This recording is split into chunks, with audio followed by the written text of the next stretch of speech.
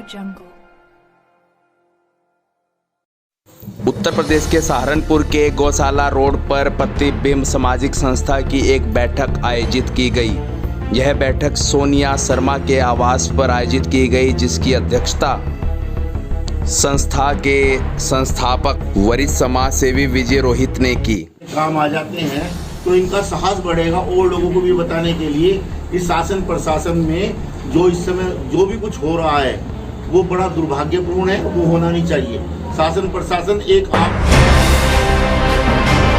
आम आदमी का कोई महत्व ही नहीं समझ रहा है। वो अपनी बात कहता रहे, उसे कोई सुनने वाला नहीं है।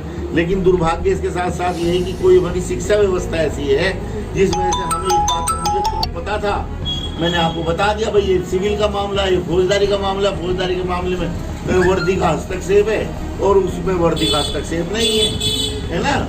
जिसको ज्ञान है, जिसको पता है, बहुत बातें मुझे नहीं पता, आपको पता होंगी, वो मैं आपसे पूछ लूँ। लेकिन एक दूसरे के सहयोग में अगर नहीं चलेंगे, केवल हमारे इर्द गिर्द हमारा ही स्वार्थ घूमेगा। हमें काम है तो ठीक है, और हमें काम नहीं है तो कहीं कोई ऑर्गेनाइजेशन काम कर रही हो, कोई एनजीओ काम कर रही हो, हमारे पास समय नहीं है। तो ये सबसे ज़्यादा दुर्भाग्यपूर्ण है। आपको बढ़ चढ़ करके जो जहाँ भी रहता है, मैं फ़ोन के माध्यम से कहता रहता हूँ, प्रशांत समाचार पत्र में बिजी रहता है, लेकिन मैं फिर भी एनजीओ की तरफ बढ़ता रहता हूँ कि भाई जिस तरह भी हो, अगर हमने एक मेंबर भी रोज़ बढ़ाया तो हम 30 दिन में 30 मेंबर बढ़ा सकते हैं। संख्या अधिक होगी तो एक मैन पावर की जो है वो अपना काम कर पाएगी। वैसे तो मैं कर ही रहा हूँ, मेरे साथ जो बिल्कुल विशेष सहयोगी है वो कर ही रहे हैं। अभी तो केवल एक पड़ाव बीच में है, प्रशांत है। लोग प्रशांत को फोन कर देते हैं, प्रशांत जब उसे मामले को टिपिकल देखता है मुझे शेयर कर देता है, उसके नियंत्रण में अगर होता है तो वो स्वयं कर देता है। ऐसे ही 2 लोग और भी जुड़ेंगे। तो मेरा कहने का मतलब जो सेक्टर में जो भी अपने वार्ड में काम कर रहा है उसे शक्ति देना उसके सदस्यों की जिम्मेदारी बनती है, और उनके सदस्यों की संख्या इतनी होनी चाहिए जो किसी मंच पर कह सकता है कि कम से कम 100 लोगों को जा करके मैं किसी थाने का, मैं किसी चौकी का, उसका अगर मैं घेराव करूं तो उस शक्ति का, उस प्रदर्शन का पता लगे। राजनीतिक लोग तो केवल अपने स्वार्थ में आपसे वोट लेने के लिए करेंगे। मैंने पिछली बार भी दावा किया था, जब मैं विशेष सभा करता हूँ तब भी कहता हूँ, सेक्टर की करता हूँ तभी, हमें कोई चुनाव नहीं जीतना है, हमें कोई कुछ नहीं जीतना है। लेकिन कोई जो मेरे संपर्क में रहता हो वो मुझे ये बता दे कि इन्होंने फ़ोन करने में या इन्होंने कहने में या इन्होंने दबाव देने में जरा भी देर की हो। अगर ये मीटिंग ना होती तो जिसे भाई साहब मेरे पास आते तो मैं तुरंत कोतवाली फोन इतनी देर में लगा चुका होता, और मैं पूछता कि तुम्हारी पुलिस को किसने अधिकार दिया, अगर किसी व्यक्ति को, पीड़ित को कुछ घटना घट गई, वो पुलिस जिम्मेदार होगी या नहीं होगी। समझिए आप मेरी बात। लेकिन आम आदमी तो पुलिस में किसी को कुछ कह ही नहीं सकता, वो सुनने को तैयार नहीं साले। नहीं समझा मेरी बात। तो उनका तो हिसाब, और इसका कारण सीधा ये होता है, जिस परिवार का संचालक बेकार होता है। इसे चाहे आप भाजपा के बैठो, चाहे कांग्रेस के बैठो, कोई बैठो, मुझे पार्टी वाइज कोई, ना मैं कांग्रेस का समर्थक, ना मैं भाजपा का, ना मैं समाजवादी पार्टी का, ना मैं बहुजन समाज पार्टी का। लेकिन जिस परिवार का संचालक बेकार हो जाता है और दावे करे बड़े बड़े, यहाँ खड़े होकर बोलना, वहाँ खड़े होकर बोलना, वो जरूरी नहीं कि वो व्यवस्था परिवार की संभाल ले। हमारे देश को चलाने वाले वही है जो परिवार के संचालक है। ये पूरा राष्ट्र एक समाज है, एक परिवार है, और उनको केवल अपनी जो है क्या कहते थे, राजनीति चमकाने के सिवाय इसके अलावा कोई काम नहीं है। अपना हुक्का अपनी मरोड़ है, पिया नहीं दिया घोड़। जो चाहे करो, उनके विरोध में हो, उनके पक्ष में हो, जनता को कोई नहीं जाए। इसलिए शासन प्रशासन पे से पकड़ खत्म हो गई है बिल्कुल। आप यकीन कीजिए, शायद मेरी बात का यकीन नहीं करेंगे, आपको लगता है जिलाधिकारी काम कर रहा है बैठा हुआ, एसएसपी काम कर रहा है, नहीं, वो आपके काम नहीं कर रहे। वो केवल सचिवालय से आने वाले जो फोन हैं, प्रदेशों में बैठे हैं जो, उन फोनों को डील कर रहे हैं, जिसका सीधा संबंध सीधा सरकार से होता है। उनके जो सचिव बैठे होते हैं, आप सब शिक्षित लोग हैं, इस बात को समझते होंगे। जो सचिवालयों के माध्यम से जिलाधिकारी और वरिष्ठ पुलिस अधीक्षक को कहा जाता है, वही काम होते हैं। तो अब आप बताइए, क्या हमारी पहुंच वहाँ है? जिसकी पहुंच नहीं है तो आप किसी की विधायक के पास चले जाओ, किसी एमएलए के पास चले जाओ, छोटे से छोटे पार्षद के पास चले जाओ, आपको 3 बातें आगे की बता देगा वो। आप सोचेंगे यार इस बात का हमें पता तो है नहीं, इसलिए अपने घर ही चलो बस। नहीं समझा मेरी बात?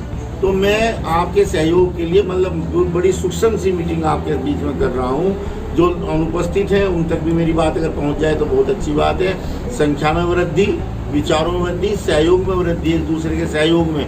और लोगों अभी मात्र इनका बोर्ड लगे हुए 2 दिन हुए होंगे, 4-5 लोगों ने इन्हें बता दिया कि ये समस्या इनके सामने है। अब इनकी जिम्मेदारी धीरे धीरे बढ़ती चली जाएगी।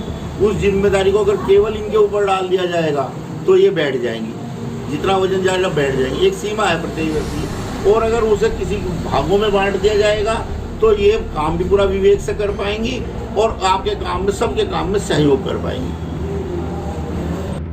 ये मत सोचो, क्योंकि ये सोचना बहुत ही बेकार बात है, क्योंकि उनकी लड़ाई हमारी लड़ाई है। पर मैं ये चाहती हूँ कि जो मेरे 11 लोग हैं, 11 होके आगे 11 हो जाए, 22 हो जाए, और बेटर रहेगा कि हाँ यहाँ 11 नहीं, ये तो आप मुझसे वादा करें, मेरे आने की, मेरी उपस्थिति का कम से कम इतना तो सम्मान रखें कि एक एक व्यक्ति अपनी सदस्यता के साथ जोड़ दे।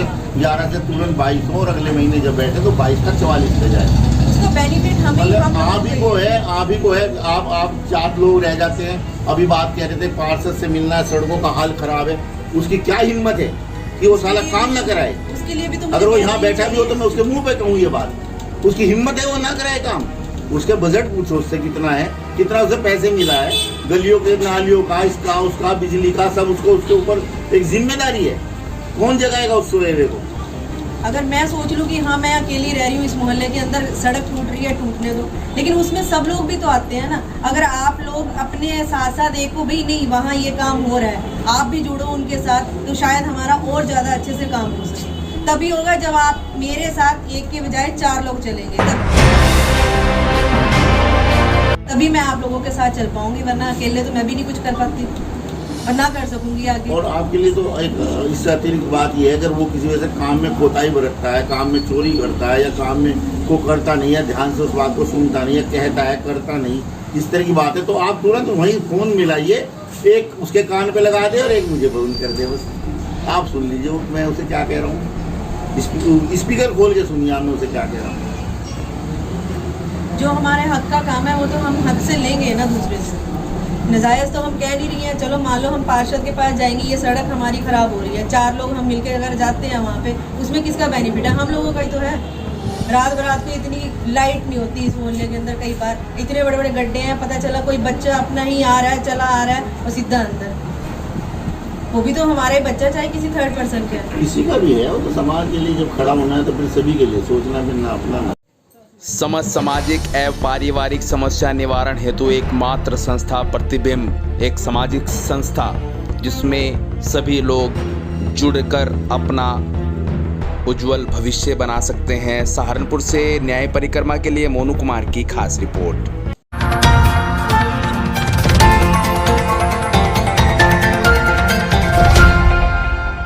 Audio Jungle।